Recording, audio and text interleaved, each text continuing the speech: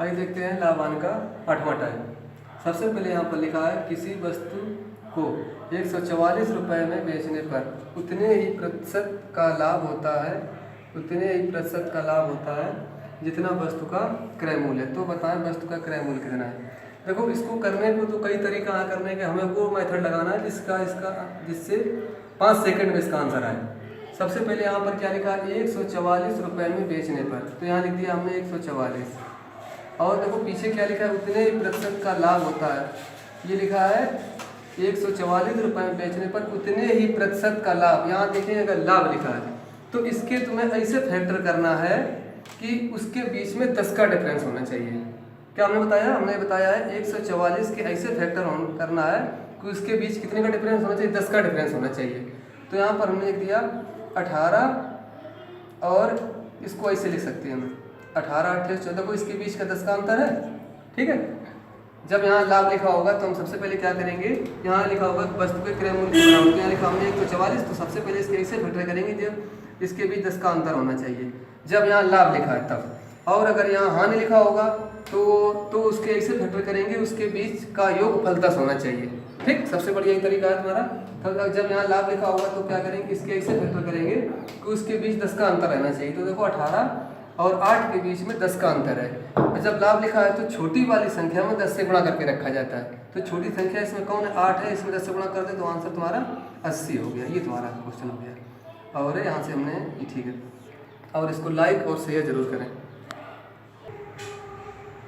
आइए देखते हैं, अभी जो क्वेश्चन बताया था पीछे उसी प्रकार से ये क्वेश्चन दूसरा है, इसको इसे लिखना चाहिए कि देखो यहाँ लिखा है 119 लिखा है, फिर देखेंगे पीछे लिखा है लाभ, अभी जैसे बताया था इसमें भी लाभ लिखा है और लिखा है संख्यात्मक मान क्रय मूल्य के बराबर है, तो वस्तु का क्रय मूल्य कितना होगा। सेम क्वेश्चन है, उसी मेथड से होना चाहिए। तो यहाँ लिखा है 119 के ऐसे फैक्टर करिए जिसके बीच 10 का अंतर होना चाहिए। कितने का 10 का अंतर होना चाहिए।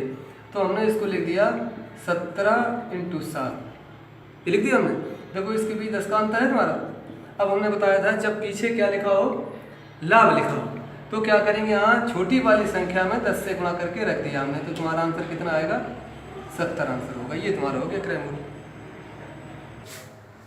ठीक, अभी आपने देखा होगा कि अभी हमने बताया, अभी देखा होगा कि हमने 2 क्वेश्चन लाभ वाले बताए।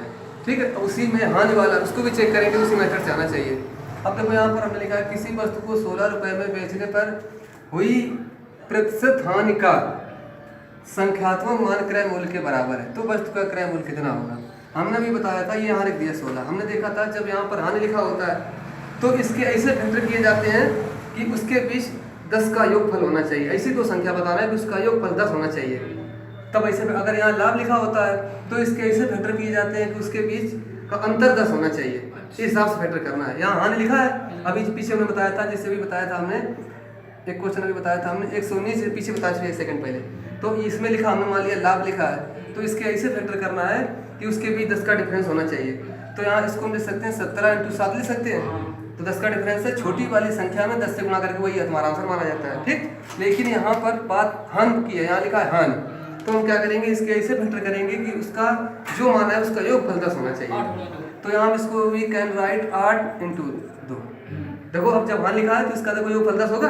अच्छा, इसके बाद इसमें ये तरीका होता है, जब यहाँ हानि लिखा हो तो बड़ी वाली संख्या में 10 का गुणा करके रखा जाता है। तो बड़ी संख्या इसमें कितनी है, तो इसका गुणा कर दे कितना आंसर आ गया 80।